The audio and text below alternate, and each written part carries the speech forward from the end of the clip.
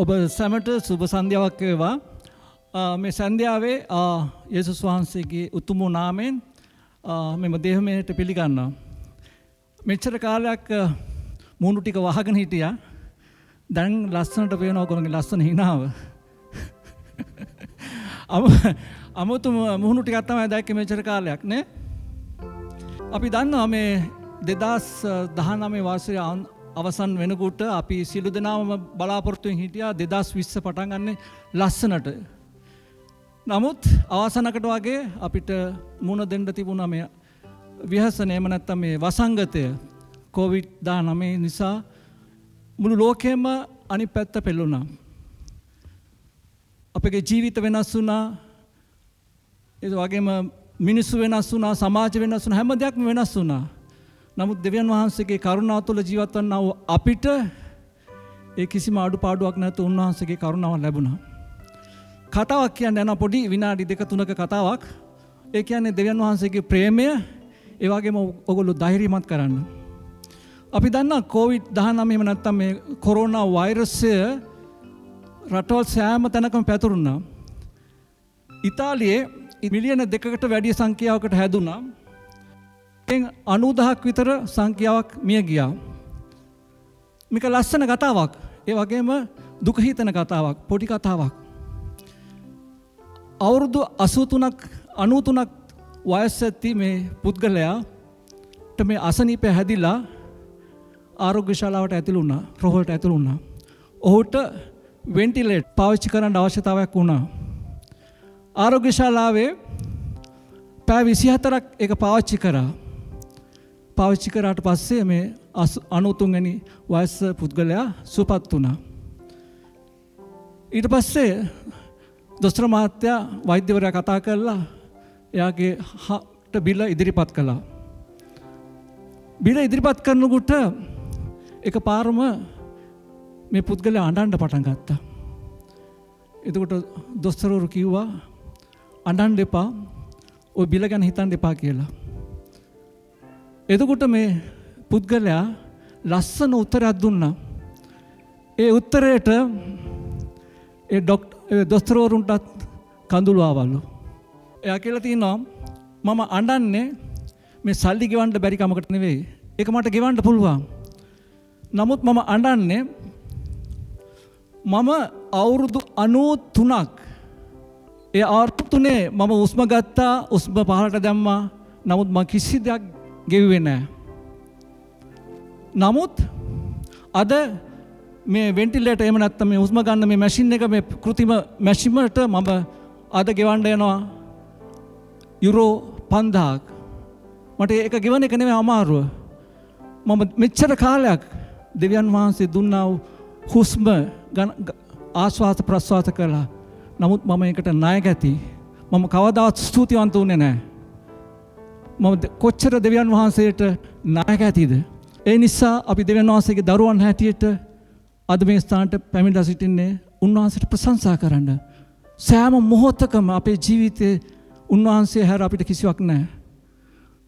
අපි හැම කෙනාට මේ සාක්ෂිය තියෙනවා. මේ ඊටම ලස්සන කතාවෙන් අපි තේරුම් ගත්තා. මටත් මේක කියවනකොට ඇඬුණා. අපි කවදාවත් මම කවදාවත් දෙවියන් වහන්සේට කිව්වේ නෑ මේ ඔබ වහන්සේ දුන්නා මේ වාතයම නැත්තම් මේ උස්ම ගන්නවට මම ස්තුතිවන්ත වෙනවා කිව්වේ නෑ. සමහරවිට අපේ ක්‍රිස්තියානි ජීවිතේ අපි හැම වෙලාවම මැසිවිලි දොඩවනවා. නමුත් අපි ගණන් ගන්න අපි දෙවියන් වහන්සේ අපිට දීලා තියෙන ජීවිතය හැම මොහොතම. ඒක නිසා අපි උන්වහන්සේගේ දරුවන් හැටියට, උන්වහන්සේගේ දරු කැලක් හැටියට අපි එක්ක වෙලා සෑම මොහොතකම උන්වහන්සේට ප්‍රශංසා කරන්න ඕන. අපි ප්‍රශංසා කරනකොට උන්වහන්සේගේ ආශිර්වාදය අප වෙතට එනවා. ඒකයි දෙවියන් වහන්සේ තුල ඉන්නව දරුවන්ට දීලා තිබෙන ආශිර්වාදය.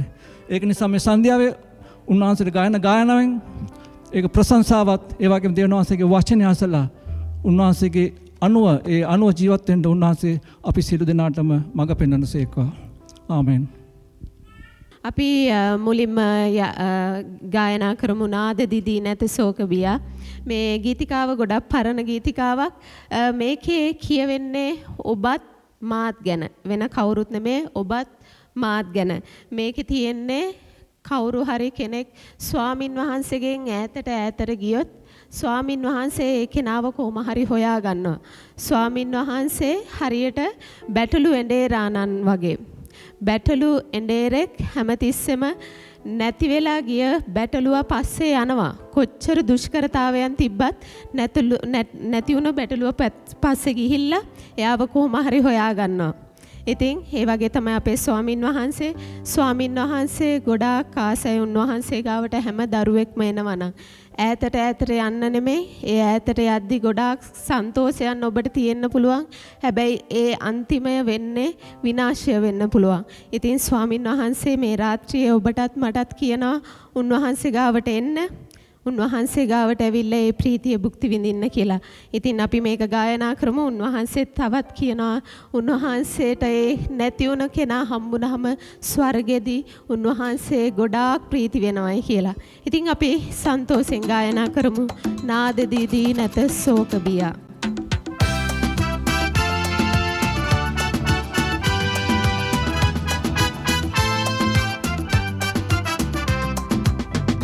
Didi නැති සෝගබිය සිය කරන අතහලගතියා ඒවන කඳු වෙන පසු කරයා පාද තබා බොහෝ ඈත ගියා පාද තබා බොහෝ ඈත ගියා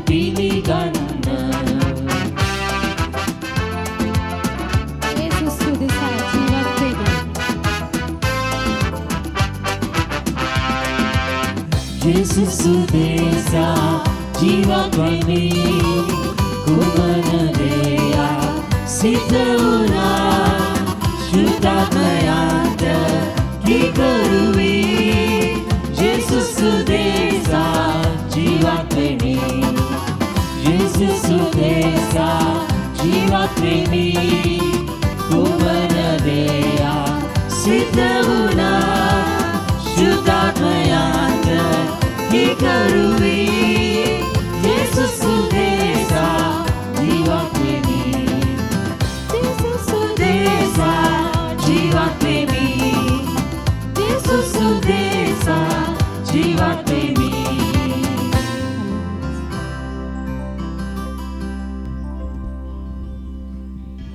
හලෙලූයා අපි දැන් නමස්කාර කාලයකට ඇතුළත් වෙන්න යනවා මොනතරම් අනාර්ග දෙයක්ද දේව අභිමුඛයේ අපිට ඉන්න ලැබෙන්න දුන්න කරුණාව ගැන දෙවියන් වහන්සේට ස්වාමින් වහන්සේ එදා කරපු කුරුස පූජාව නිසා තමයි අද අප මේ ස්ථානයේ ඉන්නේ.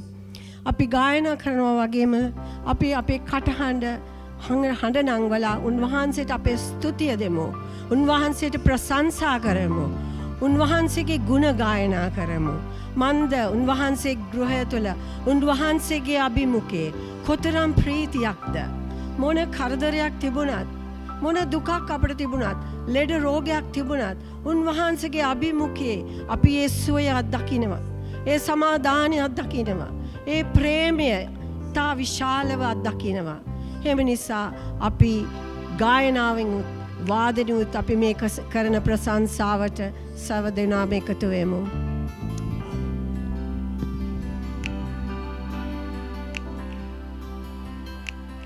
පියාණනි දෙව්තුමනි මාගේ ශුද්ධාත්මනි නාමදී මා සනසූ ජේසුසියේ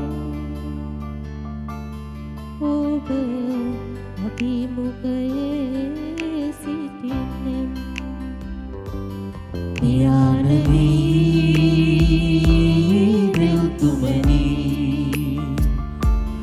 මාගේ ශුද්ධාත්මනි නමදින් මා සැනසූ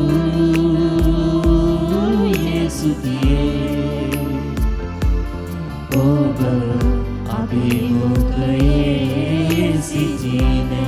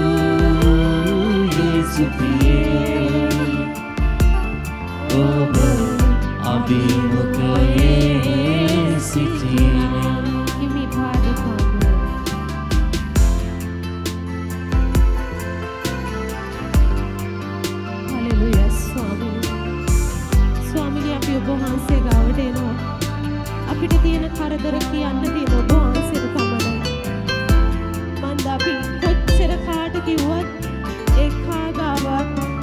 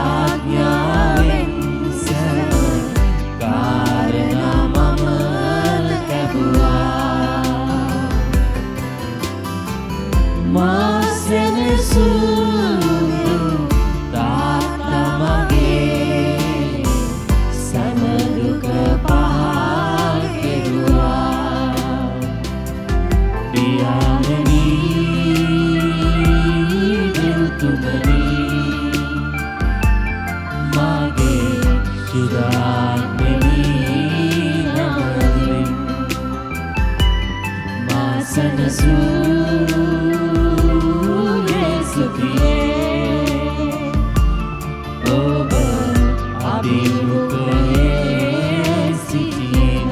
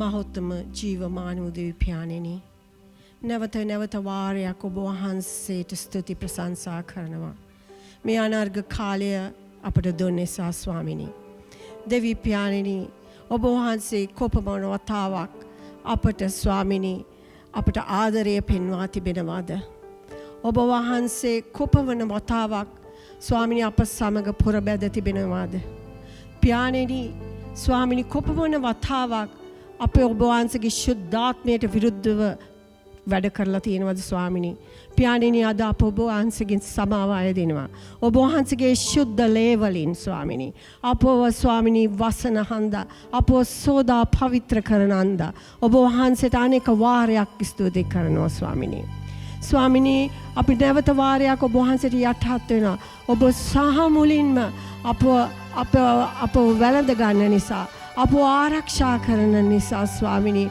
ඔබ වහන්සේට අනේක වාරයක් ස්තුතියි කියනවා දෙවි පියාණෙනි අපි යටත් වෙනවා අපි මේ ගීතිකා ගායනා කරන අතරේ ස්වාමිනී අපි මේව යාඥාවන් හැටියට ඔබ වහන්සේට පුද කරනවා බාර ගන්න ශුද්ධාත්මයන්ෙනි බාර ගන්න මේ ස්ථානීය පුරවන්න ඔබ වහන්සේගේ ශුද්ධාත්මයෙන් පුරවන්න අලුත් දේවල් අප තුලින් කරන්ට සභාව තුල කරන්ට පියාණෙනි යේසුස් වහන්සේගේ නාමයෙන් ආමේන්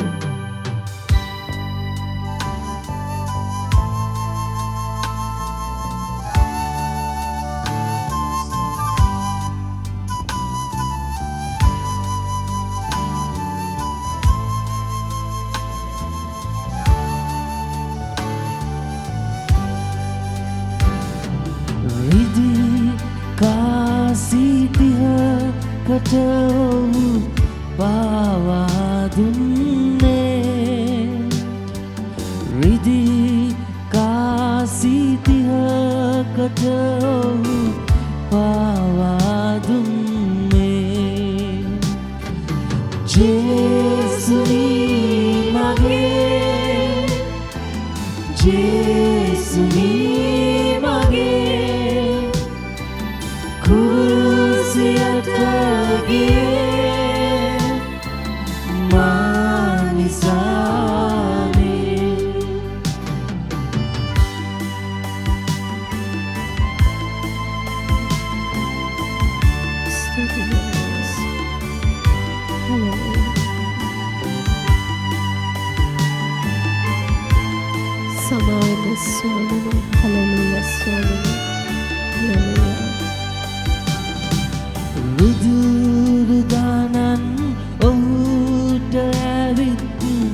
Be පීඩා කෙරුවා ඒ හිංසා පීඩාවලින් මා සුව ලැබුවා ජේසුනි මගේ ජේසුනි මගේ කුරුසියට ගියේ මා නිසානේ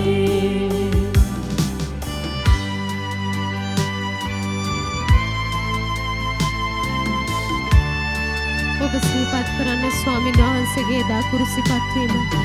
ඔබ හින්දා ඒ වගුර කුලේ ගංගාව ගැන ඔබ සිහිපත් කරන්න. ඔබට ඇති ආදරේ මෙනෙහි කරන්න. කුරුසේදා හෙළුවා ඔබ ඒ ශ්‍රී රුධිරේ ඒ රුධිරෙන් අප අට අද කමාව ලැබුණේ ජේසුනි මගේ ජේසුනි මගේ කුරුසියට ගියේ මා නිසානේ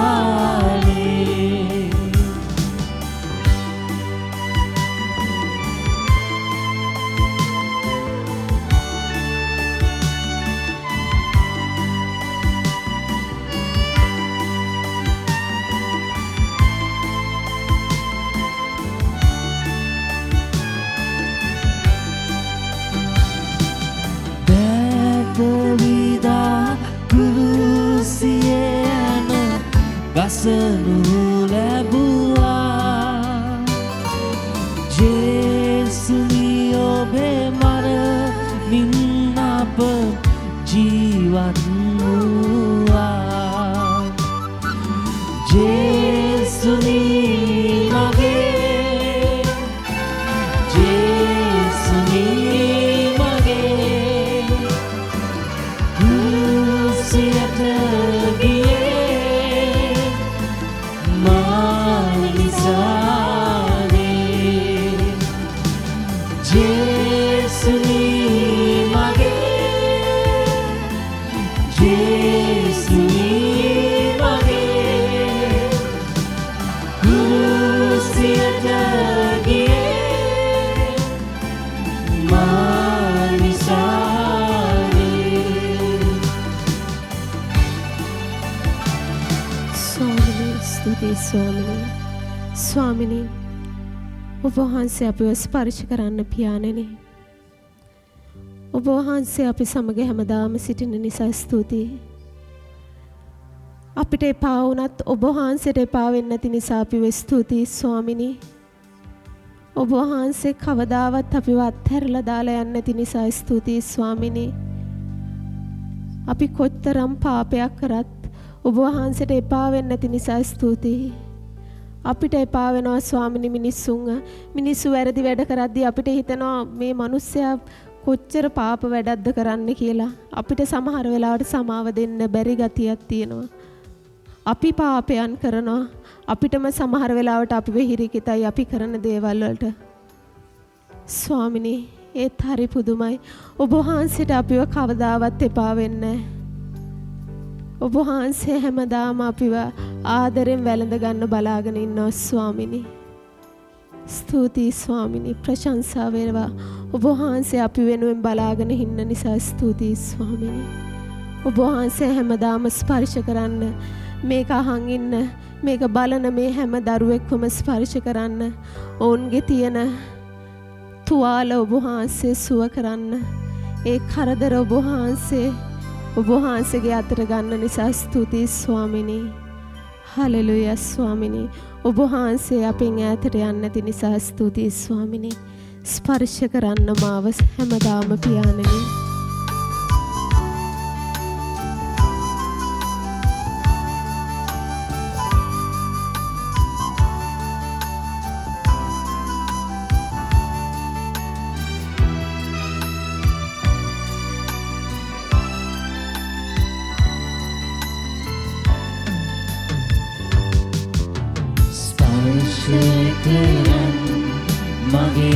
පියාණනි ඔබව නමදින්නට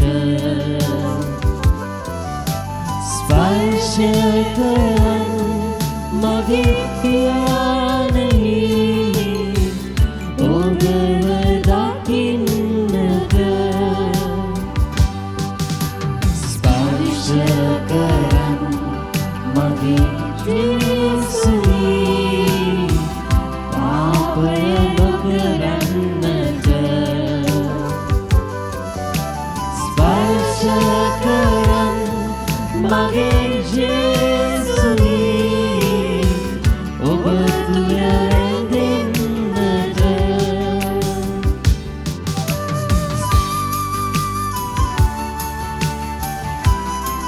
මේ වෙලාවේ ඔබට යම් කිසි රෝගයක් තියෙනවා නම් ඔබට නැත්නම් ඔබේ දරුවෙට ඔබේ දෙමව්පියන්ට ඔබේ දන්න කෙනෙක්ට ඔබේ යාළුවෙක්ට රෝගයක් තියෙනවා නම් මේ වෙලාවේ ඔබ සිහිය තබා ගන්න ස්වාමින් වහන්සේට මේ වෙලාවේ ඒක කියන්න උන්වහන්සේට දෙන්න බැරි දෙයක් නෑ ඔබ වෙනුවෙන් මේ වෙලාවේ උන්වහන්සේ සමග කතා කරන්න ඔබ යම් කිසි දෙයක් නිසා දුකෙන් සිත් ඇවුලෙන් ඉන්නවා නම් මේක අවස්ථාව කරන්න උන්වහන්සේට කියන්න හලෙලුයා ස්වාමීනි ස්පර්ශ කරන්න මගේ ජීවිතේ බලයෙන් පිරෙන්නට ස්පර්ශ කරන්න මගේ ජීවිතේ සේවය කරන්නට ස්පර්ශ කරන්න මගේ පියාණනි ඔබව නමදින්නට ස්පර්ශ කරන්න මගේ පියාණනි ඔබව දකින්නට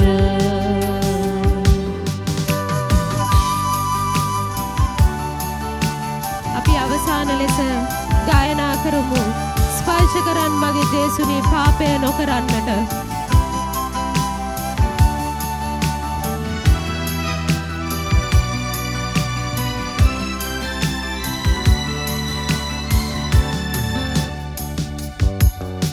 ස්පර්ශ කරන්න මගේ ජේසුනි පාපය නොකරන්නට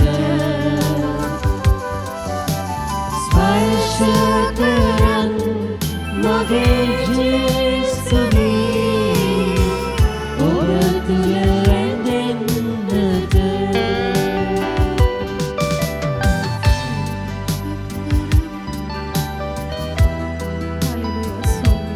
స్తుతి స్వామిని స్తుతి స్వామి ప్రశంసా වේවා හලෙලුයා ස්වාමිනී මේ කාලේ ඔබ වහන්සේට ගීතිකා ගායනා කරන්න ඔබ වහන්සේ මේ දුන්නා වූ කාලය ගැන ස්තුතිවන්ත වෙනවා ස්වාමිනී ඔබ වහන්සේ වෝසවන්න දුන්නා වූ මේ කාලය ගැන ස්තුතිවන්ත වෙනවා ස්වාමිනී මේ ඉතුරු ටිකත් ඔබ වහන්සේට බාර දෙනවා ඔබ වහන්සේ මේ සියල්ල බාර ගන්න ස්වාමිනී ස්තුති වේවා ප්‍රශංසා වේවා ස්වාමිනී හලෙලුයා ස්වාමිනී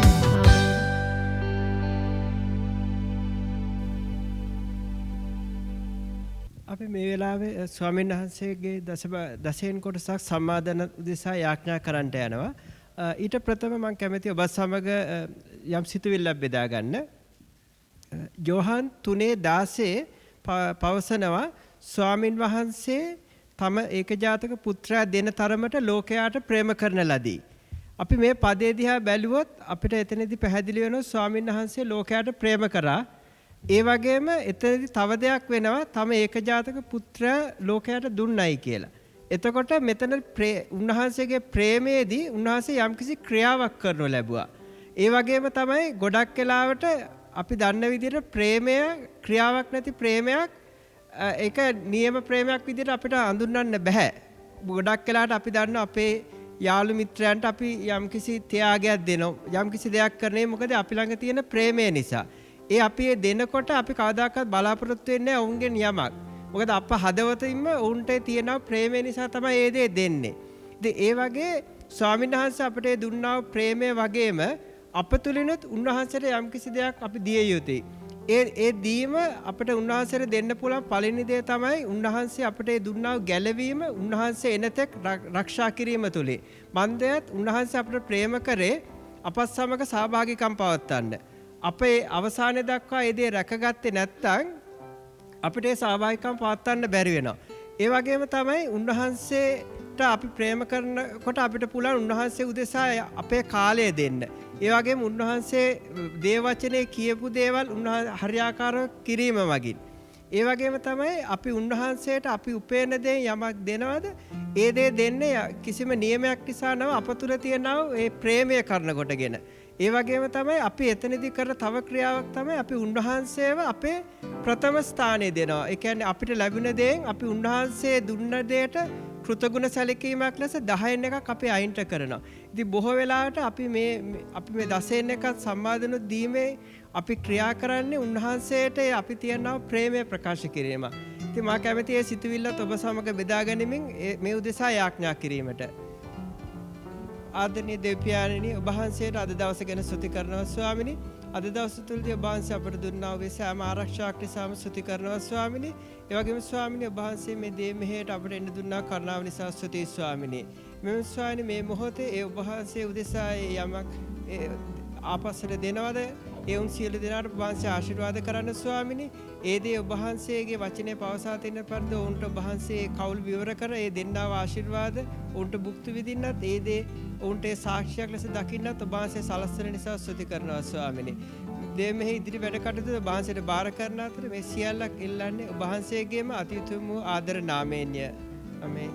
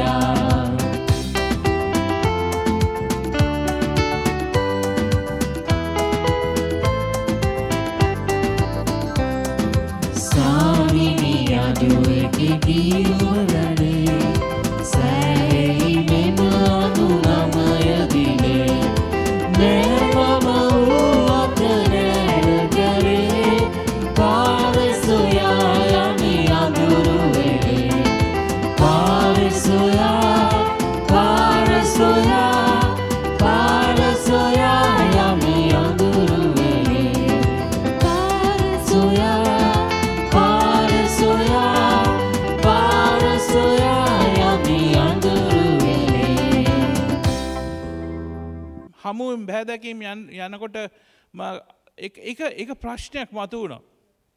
එක ප්‍රශ්නයක් මතුවුණා ඇයි රෝගී ඇයි අමාරුකම් අපිට එන්නේ කියලා. අපි මේ ගැන දිගටම සාකච්ඡා කරා. නමුත් මේ ප්‍රශ්නය සමහර ඇදහිලිවන්තයන්ට ධර්මිෂ්ඨ අයට ඇයි ප්‍රශ්න ඇති වෙන්නේ ඇයි අමාරුකම් ඇති වෙන්නේ ඇයි පවතින ප්‍රශ්න තිබෙන්නේ.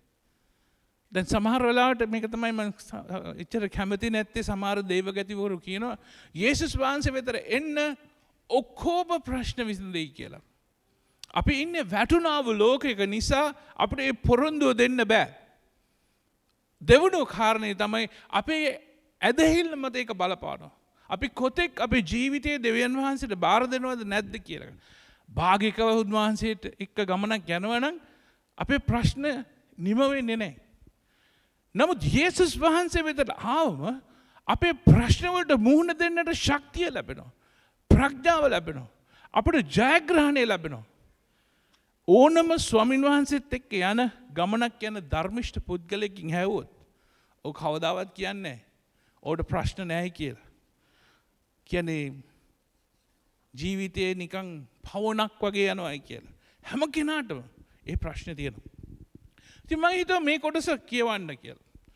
පෞල්තුමා ලියන දෙවෙනි කොරින්ති පොතේ 12 වෙනි පරිච්ඡේදයේ 12 සිට 12 සිට 10 දක්වා මම ඒක කියවන්න. මම මේ කියවන්නේ පරණ අනුවාදයෙන් 7 වෙනි වගන්තිය මම අනුවාද දෙකෙන්ම කියවන්න. මොකද 7 වෙනි වගන්තිය තමයි අපේ අරමුණ අද. පාරට්ටු කිරීම ප්‍රයෝජන නැති නමුත් ඒ මට ඕනෑ කෙරේ. නමුත් ස්වාමින් වහන්සේගේ දර්ශනයන්ද එළිදරව් කිරීමද කියන්නෙමි. ක්‍රිස්තුස් වහන්සේ තුළ මනුෂ්‍යෙක් දනිමි. ඔහු 14 අවුරුද්දකට ප්‍රථම 3 වෙනි ස්වර්ගයට පවා ඇදගන්නා ලද්දේය. එසේ වුණේ ශරීරයෙන් යුක්තවද ශරීරයෙන් වියුක්තවද කියා නොදනිමි. දෙවියන් වහන්සේ දන්නාසේක. එයාකාර මනුෂ්‍යෙක් පාරාදීසයට ඇදගනු ලැබ කියන්ට බැරි වූ මනුෂ්‍යයෙකු විසින් නොකිය යුතු වචන ඇසූ බව දනිමි. මෙසේ වුණේ ශරීරයෙන් යුක්තවද ශරීරයෙන් වියුක්තවද නොදනිමි. දෙවියන් වහන්සේ දන්නාසේක. එබඳු තැනැත්තුව ගැන පාරට්ටු කරමි. නමුත් මාගේ දුර්වලකම් ගැන මිස මා ගැනම පාරට්ටු නොකරමි. එහෙත් මම පාරට්ටු කරගන්නට කැමති වෙතත් අඥානයෙක් නොවන්නෙමි. මක් නිසාද මම ඇත්ත කියන්නෙමි. එසේ වූ නමුත් මා කෙරෙහි දකින දේට නොත් මාගෙන් අසන දේට වඩා මම උතුමැයි කිසිවෙකු නොසිතන පිණිස එයින් වලකමි.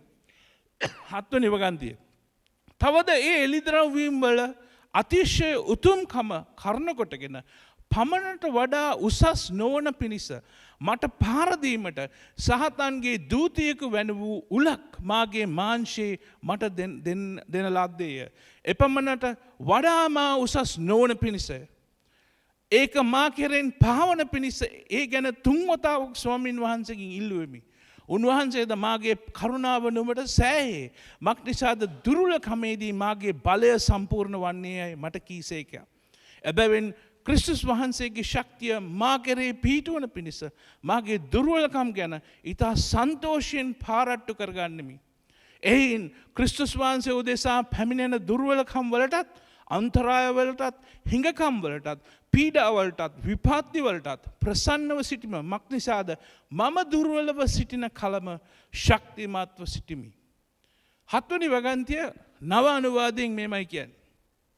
ඒ එළිදරව් කිරීම වල ඇති උතුම්කම කරුණ කොටගෙන මා හිස උදුම්මා නොගන්නා පිණිස මට පහර දීමට සාතන්ගේ දූතියෙකු වැනි වූ ශරීරයේ කාවැදුණු කටුවක් හා සමාන පීඩාවක් මට දෙන ලද්දේය. එසේ වූයේ මා හිස උදුම්මා නොගන්නා පිණිසය. දැන් මේ 7 වෙනි වගන්තිය හරි වැදගත්. පෞල්තුමා කියනවා යගේ ජීවිතේ කටුවක් තිබෙනවා කියලා. දැන් මේ කටුව හරි වැදගත්. මේ කටුව යා කියන්නේ යාගේ හිස උදුම්මා ගන්න නැතුව ඉන්න පිණිස දෙවියන් වහන්සේ දුන්න දෙයක් කියලා. මොකද දෙවියන් වහන්සේගේ සුභාරංචිය වැදගත්. ඔහුගේ ජීවිතය තුළින් හාස්කම් සිදු වුණා. පුදුම දේවල් සිදු වුණා. මිනිස්සු ගැලවීමට ආවා. ප්‍රබල දේවල් තිබුණා. යේසුස් වහන්සේ බලයෙන් පූර්ණව ඔහුගේ ජීවිතෙන් ක්‍රියා කරා. ඒ නිසා හිස උදුම්මා ගැනීමේ ප්‍රශ්නයෙන් විසඳෙන පිණිස ඔහුගේ ජීවිතයට මේ කටුව දුන්නයි කියලා ඔහු සඳහන් කරනවා. දැන් මේ කටුව ගැන සඳහන් කරනකොට මම මේ පුද්ගලයෙක් කතා කරනකොට ඔහු තමයි ඇදහිලිවන්ත අපට ඇයි මේ ප්‍රශ්නේ එන්නේ? සමහර වෙලාවට දෙවියන් වහන්සේ දුන්නා වූ මේ කටුවක් වෙන්න ඇති. අපි පව්කාරයෝ. අපි දෙවියන් වහන්සේගේ මහිමෙන් හීන වෙලා ඉන්නේ. ඒක තමයි දේවචනේ සඳහන් කරන්නේ. අපි දෙවියන් වහන්සේට ලං වෙන්නත් බෑ. නමුත් උන්වහන්සේගේ ගැලවීම කරුණ කොටගෙන උන්වහන්සේගේ කුරුසියේ පූජාවේ තෑග්ග නොමිලේ අපට හම්බ වෙච්ච නිසා අපිට උන්වහන්සේ ගාවට යන්න පුළුවන්. උන්වහන්සේගේ සමාව ලබන්න පුළුවන්. එතුලින් අපේ ජීවිතේ ජයග්‍රහණය ලැබෙනවා. සමහර අපේ ජීවිතය තුලින් දෙවියන් වහන්සේ බලවත් ලෙස ක්‍රියා කරනවා. සුවය ලබන මිනිස්සු, ජය ලබන මිනිස්සු, මිනිස්සුන්ගේ ගැලවීම අපි සබාවන් ගොඩනංවනවා. දැන් මේවා හිස උදුම්මා ගන්න පුළුවන් දේවල්.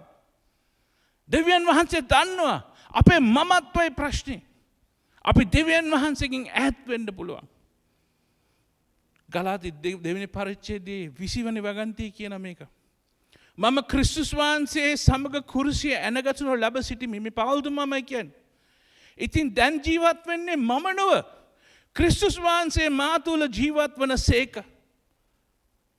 තවද මා දැන් මාංශේ ජීවත් වන ජීවිතය මට ප්‍රේම කළා වූ මා උදෙසා සිය දිවි දුන් දෙවියන් වහන්සේගේ පුත්‍රයාණන් වහන්සේ කෙරෙහි ඇදහිල්ලෙන් ජීවත් වෙමි. පවුල්තුමා කියනවා මම පෞකාරයෙක් වෙලා සිටියා. මගේ හිස උදුම්මා ගන්න නැතුව ජීවත් වන පිණිස මට මේ කටුව මේ ප්‍රශ්නේ දීලා තියෙනවා. දැන් මං ජීවත් වෙන්නේ උන්වහන්සේ වෙනුවෙන්. සහෝදර සහෝදරනි, පවුල්තුමා සඳහන් කරනවා උඩ උදම්මනන්න උඩඟු වෙන්න පුළුවන් දේවල්. අපි 12 වෙනි පරිච්ඡේදයේ කිව්වේ 11 වෙනි පරිච්ඡේදයේ යාගේ මේ පැලැන්ති මොකද පැටිකිරිය කියන. යා යුදෙව්වෙක්, ගමාලයේගේ ගෝලෙක්, උසස් පරිශිවරෙක්. නමුත් කියන ඒ හැම දෙයක්ම ජරාව වගේ මම සලකන්නේ යේසුස් වහන්සේගේ ගැලවීම නිසා. සහෝදර සහෝදරනි, ඔහුට මේ මොකද්ද මේ කටුව? මොකද්ද මේ කටුව කියන එක අපි හොයලා බලන්න ඕන. දේව වචනයේත් පවුලුත් මේ කටුව ගැන කියන්නේ නැහැ. මේ ගැන මම හොයලා බලන්න තත් කරා දේව ධර්මාචාර්යවරු මොකද්ද කියන්නේ කියලා මේ කටුව. මේ ශරීරයේ කටුව. සමහර අය කියනවා මේක යුදෙව්වන්ගෙන් ලැබුණු පීඩා කියලා. දැන් ලංකාවේ පීඩා ගොඩක් එන්න පටන් අරන් තියෙන ඇදහිලිවන්තයන්ට. ඇදහිලිවන්තයන්ට හම්බ වෙන්න විදියක් නැහැ. දැන් ප්‍රශ්න ඇති වෙන්න ඇවිස්සීගෙන එන්නේ. දැන් පවුල්තුමාට මේ ප්‍රශ්න ගොඩක් ආවා. මොකද ਉਹ යුදෙව්වෙක්, ਉਹ පරිශිවරෙක්, ਉਹ නායකයෙක්, ਉਹ යේසුස් වහන්සේ පිළිගත්තාන් පස්සේ ਉਹ මරන්න තත් කරා. ਉਹ විනාශ කරන්න පටන් ගත්තා. සහෝදර සහෝදරනි, ඒ විතරක් නෙමෙයි. සමහර ක්‍රිස්තියානි කියන්නා වූ නායකයෝ පවා ඔහුව විනාශ කරන්න හැදුවා. ඒ නිසා සමහර අය කියනවා මේක තමයි ඔහුගේ ශරීරයේ කටුව. සමහර අය කියනවා ඔහුගේ ජීවිතයේ ඉස්සර ජීවිතේ ඔහු පුහුණු දුන්න දේවල්. ඔහු මිනිස්සු මැරුවා, මිනිස්සු හිරගෙදරට දැම්මා, කිතුණු පුච්චුවා. මේ වගේ දේවල් ඔහුට ඔහුගේ මනසට ප්‍රශ්න දෙන්න පටන් ගත්තා කියලා. සමහර විට සමහර අය කියනවා ඔහුගේ ශරීරයේ තිබුණා වූ නොණ්ඩියක්, වපරයක්, ඔහු කොටයි ශරීරයේ මොනහරි අඩුපාඩුවක් ඒකයි කියලා. තවත් සමහර අය මමත් හිතන්නේ මේකයි. ඔහු යම් ආකාරයෙන් ඔහු මානසිකව ඔහු විඳපු යම් ප්‍රශ්නයක්. සමහර වෙලාවට සමහර අය කියලා තියෙනවා ඔහුගේ ලිංගිකත්වයේ ප්‍රශ්නයක්. ඔහු විවාහ නොවූ කෙනෙක්. නමුත් ඒක ඔහුට ලොකු පීඩනයක් වුණයි කියලා. කෙසේ නමුත් අපිට පවුල්තුමා කියන්නේ මොකද්ද මේ ප්‍රශ්නේ කියලා. මේක එක විදිහකින් හොඳයි. මේකට උදාහරණයක් මේක පැහැදිලි කරලා දුන්නා නම් අපි ඒක අල්ලගෙන උඩ පනින්න පටන් ගත්තා. අපි කිව්වා නම් එයාගේ වපරේ නැත්තම් එයාගේ තියෙන තට්ටේ, සමහර කියන එයාගේ තට්ටේ හින්දායි මේ ශරීරයේ කටුව කියලා කියන්නේ. එහෙම කිව්වා නම් අපිට ඒක ලොකු ගැම්මක් නැහැ. නමුත් පවුල්තුමා මේක නොකිය හංගලා ඉන්න නිසා අපිට මේකෙන් ප්‍රතිපත්තියක් ගන්න පුළුවන්. මේ ප්‍රතිපත්තියෙන් අපිට ඉගෙන ගන්න පුළුවන්. මේ ප්‍රතිපත්තිය වැදගත්. මේක අපිට වහං කරලා තියෙන්නේ. මේක හරි වැදගත් දෙයක් තමයි. බැලුව බැල්මට ඔහුගේ මේ අඩුපාඩුව කාටත් දකින්න බෑ. ඔහු පුද්ගලිකව මුහුණ දෙන ප්‍රශ්නයක්. සමහර වෙලාවට අපි පුද්ගලිකව ඇදහිලිවන්තයන් හැටියට මුහුණ දෙන ප්‍රශ්න ගොඩාක් තියෙනවා. ඒවට මුහුණ දෙන්නකොට අපි ඇදහිල්ලත් ප්‍රශ්නයට පත් වෙනවා. හුඟක් මිනිස්සු කතා කරයි පීඩා ගැන. ගුටි කන එක ගුටි කන්න පුළුවන්. නමුත් මානසිකව, අධ්‍යාත්මිකව අපි යේසුස් වහන්සේට විරුද්ධ වෙන අවස්ථාවන් තියෙන ප්‍රශ්න තියෙද්දි පොරබදිනකොට අපි කාත් එක්කවත් එක බෙදන්නේ නැහැ. මං හිතන්නේ පවුල්තුමා මුහුණ දුන්නා වූ ශාරීරික අඩුපාඩුවක් මෙතන තියෙනවා. මෙතන සඳහන් කරනවා ඔහු තුන් වතාවක් දෙවියන් වහන්සේගෙන් ඉල්ලුවයි කියලා.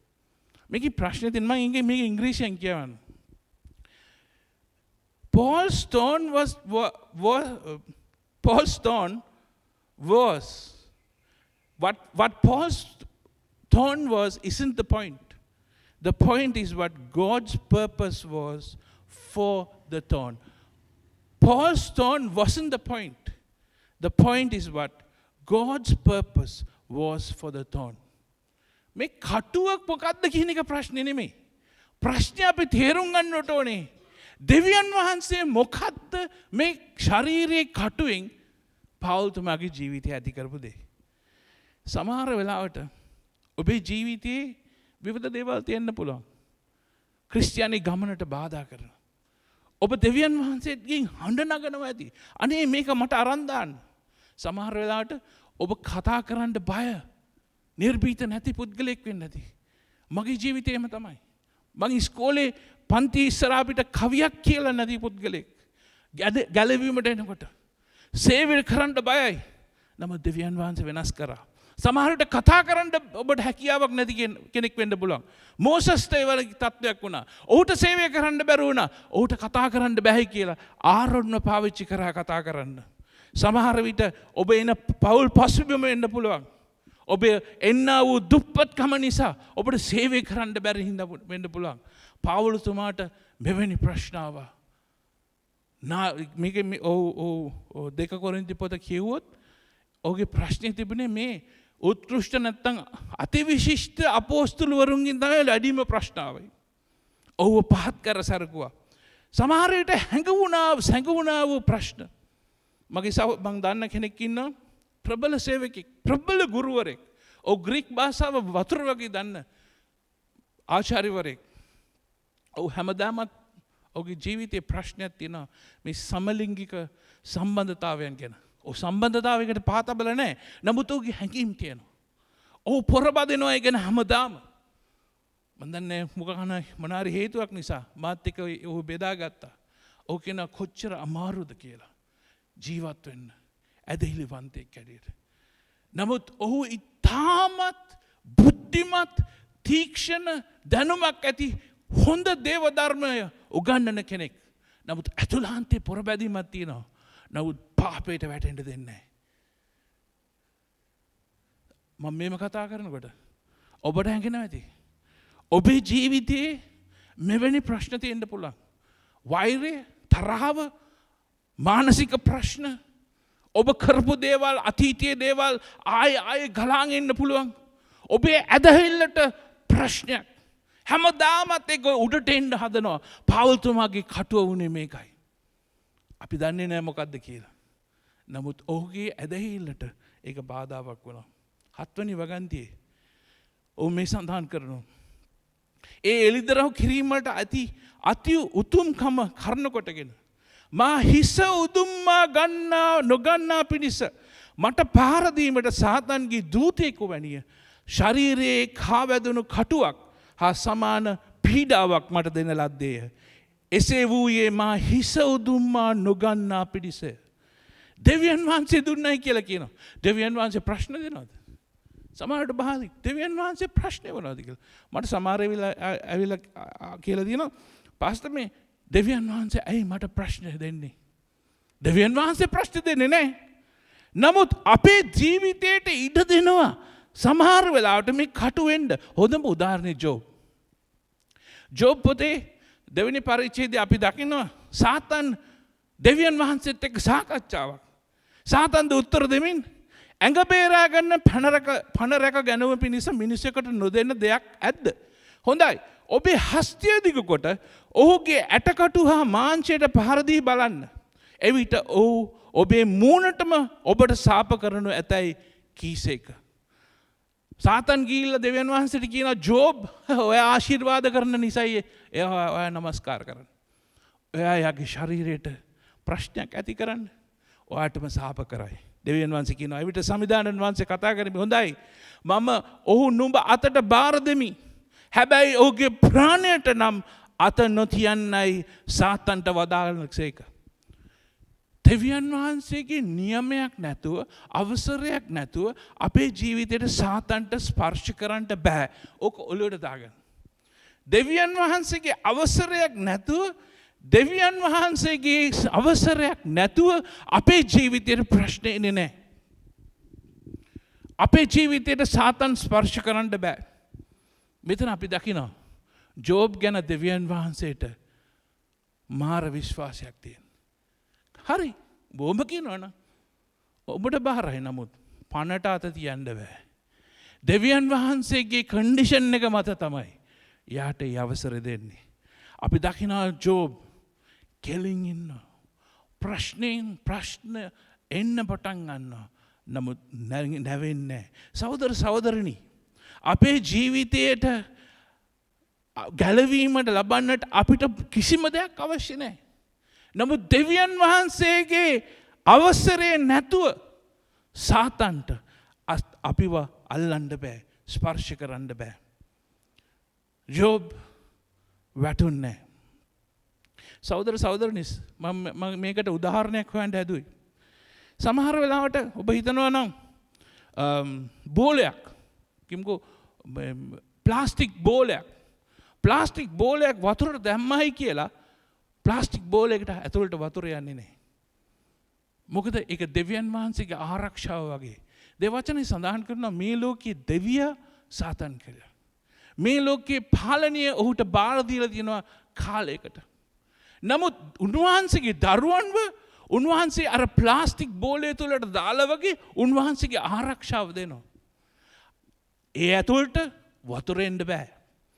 නමුත් දෙවියන් වහන්සේ ඉඩ දුන්නොත් ඒ බෝලේ කඩන්නට විතරක් වතුර ටිකක් ඒ. දෙවියන් වහන්සේගේ ආරක්ෂාව අපේ ජීවිතේ තියෙනවා. සහෝදර සහෝදරනි එක තව ප්‍රශ්නයක් තියෙනවා.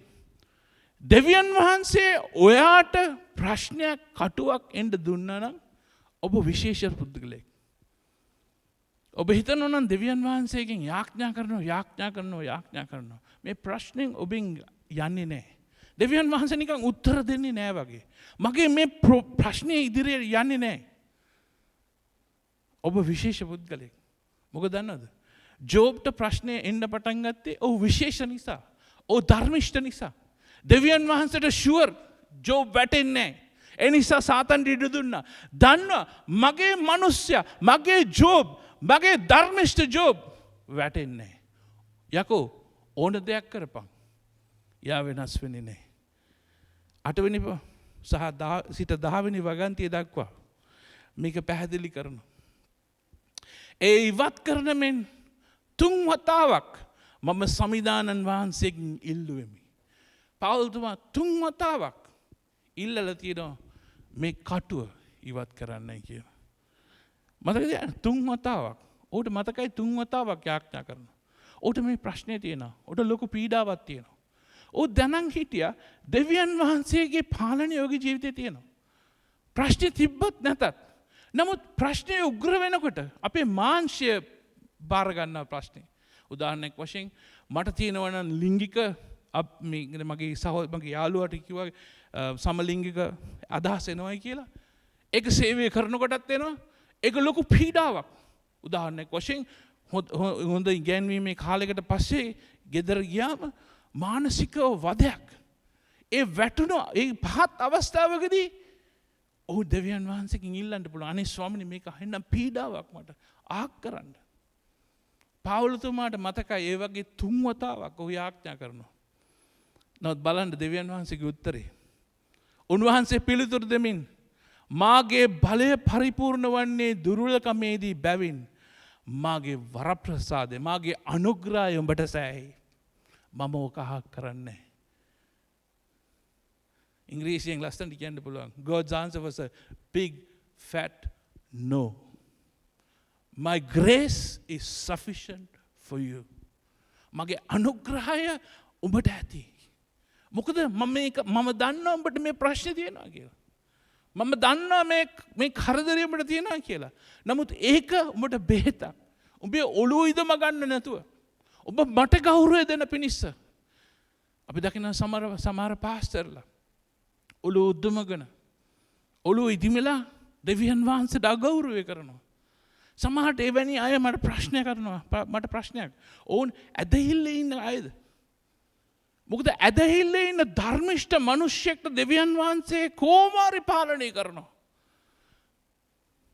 මගේ අනුග්‍රහය නුඹට ඇති. ඔහු කියන 3 වතාවකට පස්සේ ඔහු යාඥා කළා නෑ අතහැරලා දාලා.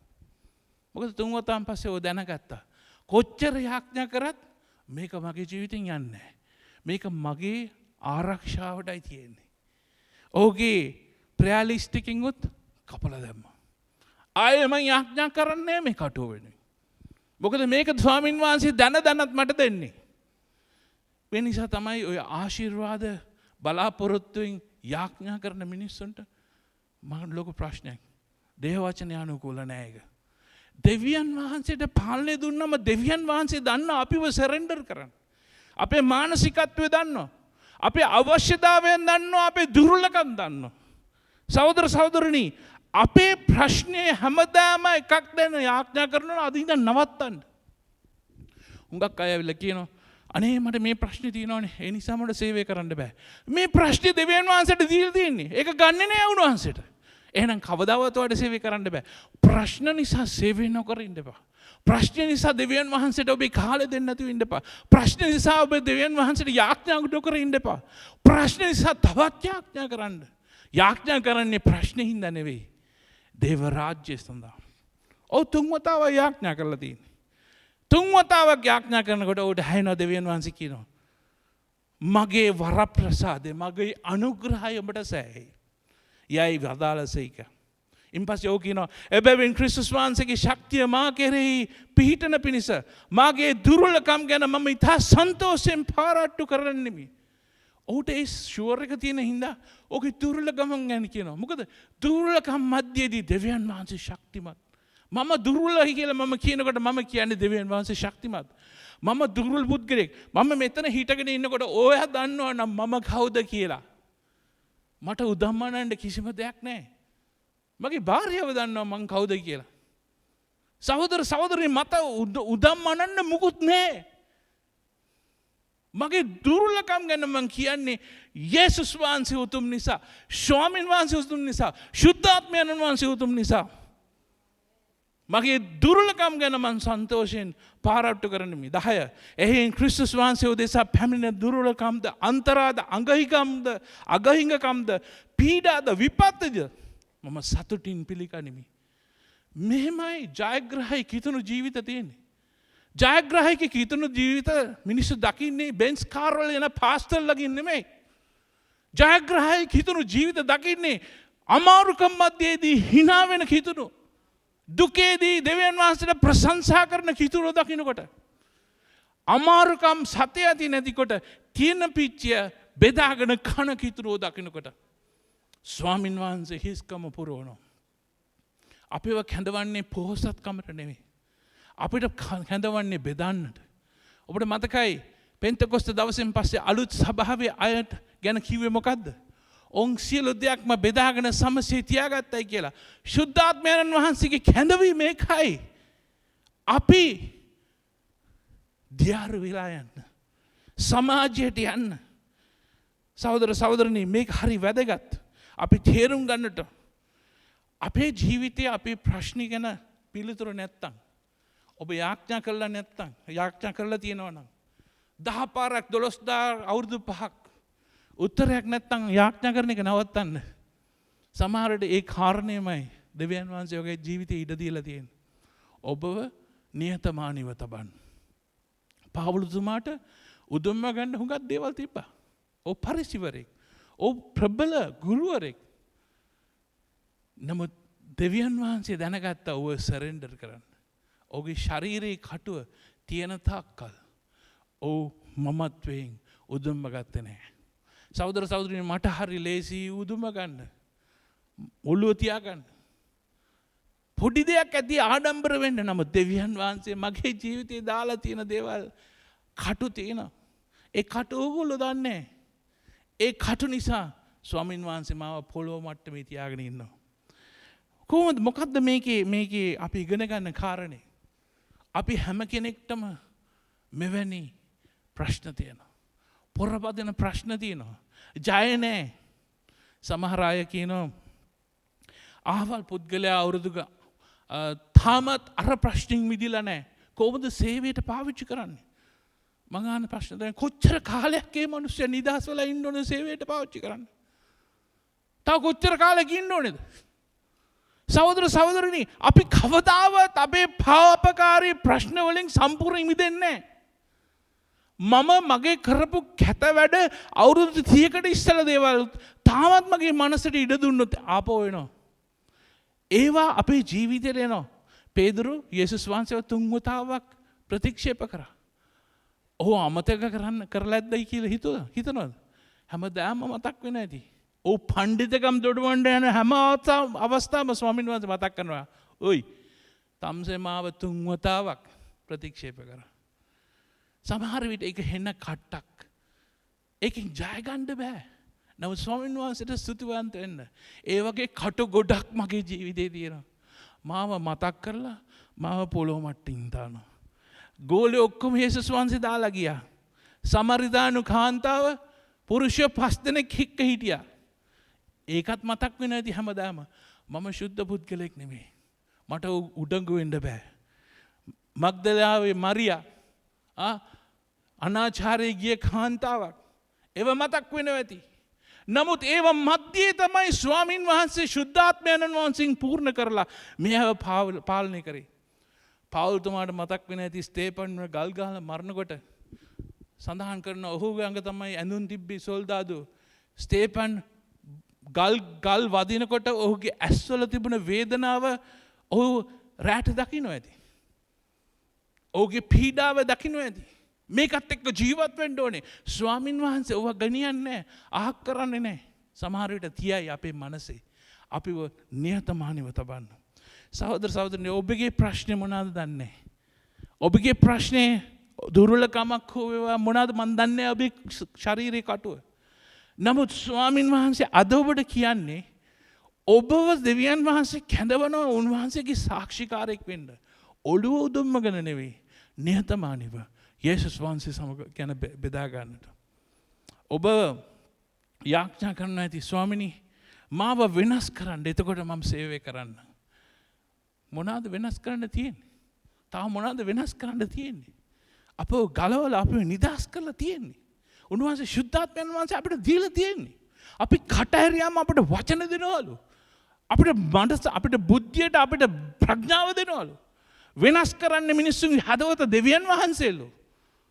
දෙවියන් වහන්සේලු අස්වැන්න දෙන්නේ. දෙවියන් වහන්සේ තමයි ගැලවීම දෙන්නේ. දෙවියන් වහන්සේ තමයි කුරුසියට ගියේ. අපිට කියන්නේ කටක් කරලා අපේ සාක්ෂිය බෙදා ගන්න විතරයි. වෙන මොනවාද සූදානම් වෙන්න තියෙන්නේ?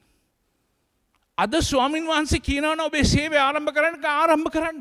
ඔබට හිතනවා නම් යමක් කරන්න මම අවුරුදු ගානක් තිස්සේ හිතාගෙන හිටියා. අනේ මම මෙච්චර කාලෙ හිතුවේ මම වෙනස් වෙන්න ඕනේ කියලා. ඇවිල්ලා කතා කරන්න. ස්වාමින් වහන්සේ කියනවා ඔබේ ශරීරයේ කටුව තියලා තියෙන්නේ මමයි. ඒක වෙනස් කරන්නේ නැහැ. නමුත් දැන් දියත් කරන කාලේ හරි. රෝම 8 වෙනි පරිච්ඡේදයේ 28 සඳහන් කරනවා. තවද දෙවියන් වහන්සේට ප්‍රේම කරන්නන්ට එනම් උන්වහන්සේගේ අභිප්‍රාය ලෙස කැඳවනු ලැබුවන්ට සියලු දේම යහපත පිණිස එකට ක්‍රියා කරන බව අපි දනිමු. සියලු දේම යහපත සඳහා ක්‍රියා වෙනවා. ශ්‍රී ලංකාවේ කාදිනල්වරයා කියපු කැත කතාවට ක්‍රිස්තියානි සභාවට යහපත ක්‍රියා කරනවා. ක්‍රිස්තියානි පූජකයෝ නැගිටලා අද YouTube එකේ කතා කරනවා බයක් නැතුව. යේසුස් වහන්සේගේ ගැලවීම ගැන කතා කරනවා. කවදද මේක වුණේ? දැන් අර එපයි කියපු දේ ළමයා හොයන බලනවා වගේම දැන් මොකද්ද මේ බොහොන ගේන් කියලා මිනිස්සු හොයනවා. දෙවියන් වහන්සේට ස්තුති වේවා. ඔවුන් ක්‍රියා කරේ ක්‍රිස්තියානි සභාව මකන්න බෑ. සහෝදර සහෝදරනි, සියලු දෙම යහපත සඳහා පාවිච්චි කරනවා. දෙවියන් වහන්සේ කළ නොහැකි දේ කරනවා. මම අවසන් කරන්න කැමති කතාන්දරයක් කියලා. ඔබ දන්නේ කොඩ් මත්ස්‍යයා කියලා උතුරු ඇමරිකාවේ තමයි මේ මලු අහුවෙන්නේ. කොඩ් ලිවර් ඔයිල් කියලා තියෙන්නේ. මෝර තෙල් කියන්නේ කොඩ් ලිවර් ඔයිල් කියලා විස්තර අපි 7 Seas කොඩ් ලිවර් ඔයිල් බොනවා. අපේ අම්මලා දෙනා පොඩි කාලේ. මේ කොඩ් මත්ස්‍ය අහුවෙන්නේ උතුරු ඇමරිකාවේ. නමුත් කොඩ් මත්ස්‍යෝ හරි අමාරුයි ප්‍රවාහණය කරන්න. මොකද අල්ලලා ප්‍රවාහණය කරනකොට ඒ මස ඉක්මනට සවුත් වෙනවා. ඒ නිසා ඔවුන්ට කරගන්න බැරි වුණා. මොකද ඊට පස්සේ ඔවුන් ෆ්‍රීසර් ට්‍රක් වල දාලා ගෙනියන්න පටන් ගත්තා. ඒකත් හරි ගියේ නෑ. මොකද ගෙනිච්චාම ආපහු ඩීෆ්‍රොස්ට් කරනකොට ඒ මස් ටික මෙලෙක් වෙලා නිකන් ජෝර වෙලා යනවා. ඊට පස්සේ කල්පනා කරා කොහොමද අපි මේ උතුරු ඇමරිකාවේ ඉඳන් ලෝකේ පුරාම මේ කොඩ් මත්ස්‍යව ගෙනියන්නේ? මොකද හරි ගණන්. ඊට පස්සේ උන් තීරණය කරා අපි ටැංකි වල පණ පිටින් ගෙනියමු. හරි ගණන්. නමුත් ඒක කරලා ගණන් වැඩි කරලා ගෙනිච්චා. නමුත් එහෙම කරත් මාළුවාගේ මස හරි නෑ. අර අල්ලපු ගමන් කනවා වගේ මස හයිය නෑ, හොඳ නෑ, රස නෑ. ඉන් පස්සේ උන් කල්පනා කරා මේක හරියන්නේ අපිට මේක කරන්න බැරි දෙයක්. ඉන් පස්සේ උන් තීරණය කරා මොකද්ද කොඩ් මත්ස්‍යයා ස්වභාවිකව ඉන්නකොට තියෙන ප්‍රධානම දේ? උන් හොයාගත්තා කොඩ් මත්ස්‍යයාගේ ජන්මාන්ත වෛරකාර තව මාළුවෙක් ඉන්නවා. කැට්ෆිෂ් සිංහලෙන් කියන්නේ අඟුලුවා කියලා. අඟුලුවෝ තමයි කොඩ් මත්ස්‍යෝ එලවන්නේ. එලවනකොට උන් හැමතැනම දුවනවා බේරෙන්න. එහෙම තමයි. ඉන්පස්සේ උන් තීරණය කරා අපි ටැංකි වල ගෙනියමු. කොඩ් මත්ස්‍යෝ විතරක් නෙමෙයි කැට්ෆිෂ් උත් දාලා. අඟුලුවෝ ටිකකුත් දාමු. මොකක්ද දන්නවද උනේ? කොඩ් මත්ස්‍යෝ අඟුලුව හැමතිස්සෙම කොඩ් මත්ස්‍යෝ එලවනවා. මුළු නැව් සවාරියම කොඩ් මත්ස්‍යෝ අඟුලුව එලවනවා. එලවන ගමන් උන් මහන්සි වෙනවා. උන් අමාරුවෙන් කොහොම හරි බේරෙනවා. ගමනාන්තයට යනකොට ඒ මස හයියයි හරි නැවුම් රසයත් හොඳයි.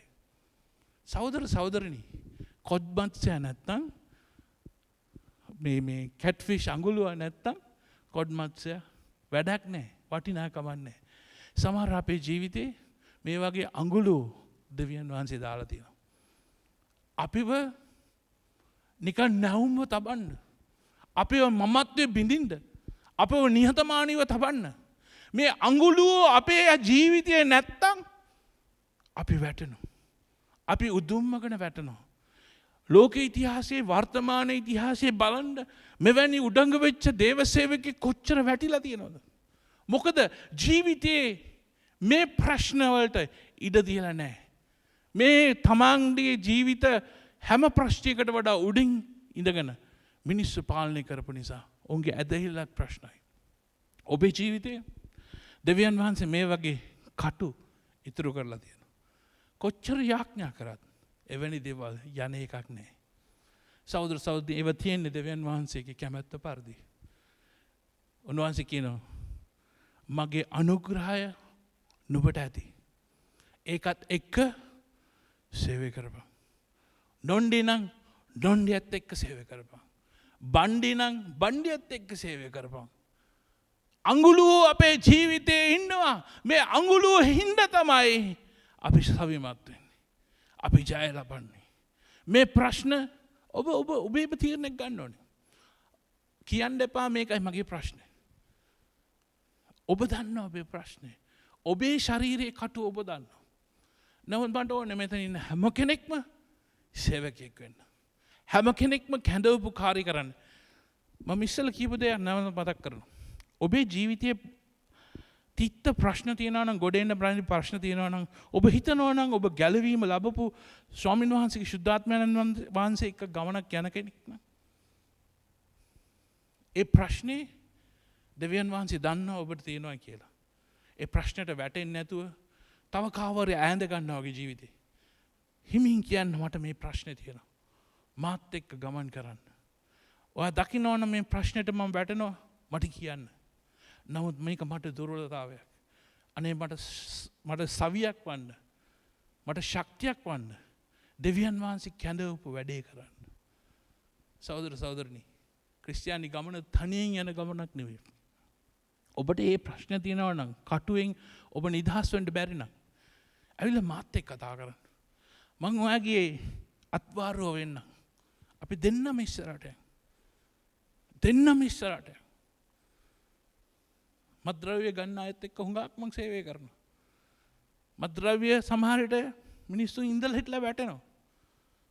මං ඒව මරන් කණ්ඩ යන්නේ නැහැ. මං එයාව ඔස්සනවා.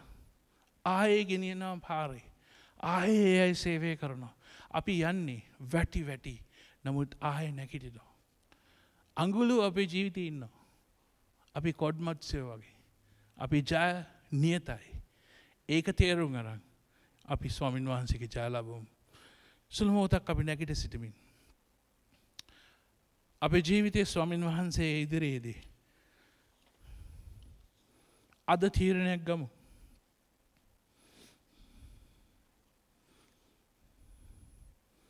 ඔබට දේශකයෙක් වෙන්නට අවශ්‍ය නැහැ.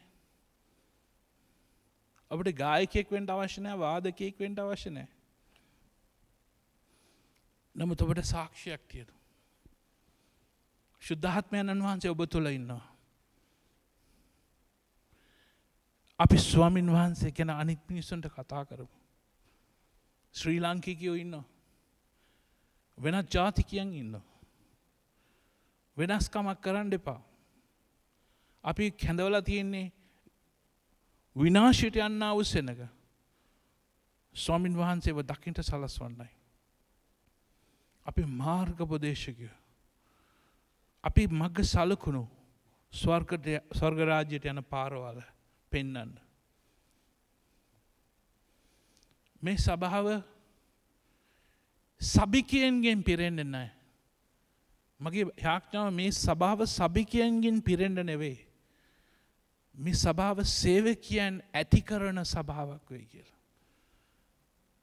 දේව රාජ්‍ය සඳහා සේවකයන් ඇති කරන සභාවක් වෙයි කියලා. අපි හැම කෙනෙක්ම සේවකයෙක් විය යුතුයි. අපි හැම කෙනෙක්ම ස්වර්ග රාජ්‍යයට මිනිස්සු දිනා ගන්න අය විය යුතුයි. නිකන් ඇවිල්ලා පුටුරත් කරන ඇදහිලිවන්තයන්ගේ පිරෙන්න නෙමෙයි බලාපොරොත්තු. ඔබේ වයස ඔබ ඉන්න තැන කුමක් හෝ වේවා. දෙවියන් වහන්සේට ඔබ යටත් නම් උන්වහන්සේ මගක් සලස්සයි. ඔබේ ජීවිතය තුළින් ඒ වෙනස සමාජය ඇති කරන්න. අපි සුළු මොහොතක් දෙවියන් වහන්සේ ඉදිරියේ සිටමින් නමස්කාරය කරමින් දෙවියන් වහන්සේට අපේ ජීවිත පාර කරමු. ස්පර්ශ කරන් මගේ පියාණනි ඔබව නමදින්නට ස්පර්ශ කරන් මගේ පියාණනි ඔබව දකින්නට ස්පර්ශ කරන් මගේ ජේසුනි පාපය නොකරන්නට ස්පර්ශ කරන් මගේ ජේසුනි ඔබ තුල රැඳෙන්නට ස්පර්ශ කරන් මගේ ශුද්ධතුනි Hallelujah. බලයෙන් පිරෙන්නට ස්පර්ශ කරන් මගේ ශුද්ධතුනි සේවය කරන්නට ස්පර්ශ කරන් මගේ පියාණනි ඔබව නමදින්නට ස්පර්ශ කරන් මගේ පියාණනි ඔබව දකින්නට Hallelujah. ස්පර්ශ කරන් මගේ ජේසුනි පාපය නොකරන්නට ස්පර්ශ කරන් මගේ ජේසුනි ඔබ තුල රැඳෙන්නට Hallelujah. වහන්සේට සියලු ගෞරව ප්‍රශංසාව මහිමයත් වේවා ස්වාමීනි. ඔබ වහන්සේට ස්තුතිවන්ත වෙන අපේ ජීවිත තුළ ඔබ වහන්සේ කැමති විදියට අපි නිහතමානීව තබන්නට ඔබ යම් යම් කටුවක් අපි තිබෙන නිසා අපිට ඕනේ ස්වාමීන් වහන්සේ ඉදිරියේදී යටත් වෙලා ඔබ වහන්සේගේ සේවකයෙක් වෙන්න. හලෙලූයා. ස්පර්ශ කරන් මගේ ශුද්ධතුනි බලයෙන් පිරෙන්නට ස්පර්ශ කරන් මගේ ශුද්ධතුනි සේවය කරන්නට ස්පර්ශ කරන් මගේ පියාණනි ඔබව නමදින්නට ස්පර්ශ කරන් මගේ පියාණනි ඔබව දකින්නට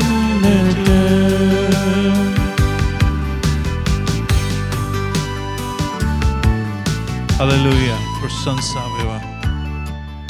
ස්වාමීන් අපි ආරක්ෂා කරන ස්වාමීන් රෝගීව සිටින අය වෙනුවෙන් ඔබ වහන්සේගේ සුවය ප්‍රශංසා කරන ස්වාමීන් තවත් අනිත් හැම කෙනෙක්ගේ මේ සුවය ශක්තිය නිසා අපි හැම කෙනෙක්ම ස්වාමීන් සුවෙන් තබනු වෙනවා. කිසිම උපද්‍රවයකටව අපි හසු නොවී සිටින්න සලස්වන්න. ස්තුතිවන්ත වෙනවා ස්වාමීන් ඔබ වහන්සේ අප මැදදී සිටි නිසා අප ස්පර්ශ කරපු නිසා අපට ජය දුන්න නිසා ස්වාමීන් මේ දවසේ හුඟක් අය වැලන්ටයින්ස් දවස කියලා විවිධ දේවල් සමරන අවස්ථාවේදී උපරිම ප්‍රේමය පෙන්නපු සර්ව බලධාරී දෙවියන් වහන්සේගේ පුත්‍රයාණන් වහන්සේ අපි සමරනවා. ඊට වඩා ප්‍රේමයක් කොහෙද? ඒ ප්‍රේමය අත්දකින්නට මේ දේශයට සලස්වන්න ඒ සඳහා මේ සභාවේ සියලු දෙනෙක්ම පාවිච්චි කරන මැනව අපට ජය දුන්න මැනව. හලෙලූයා. ප්‍රශංසා කරනවා. අපි ශුද්ධාත්මයනි කියලා ගායනා කරමින් ඒ සේවයට අපි පාරවෙමු. උන්වහන්සේගේ ශක්තිය ඉල්ලා සිටමින් අපි උන්වහන්සේට ප්‍රශංසා කරමු. හලෙලූයා.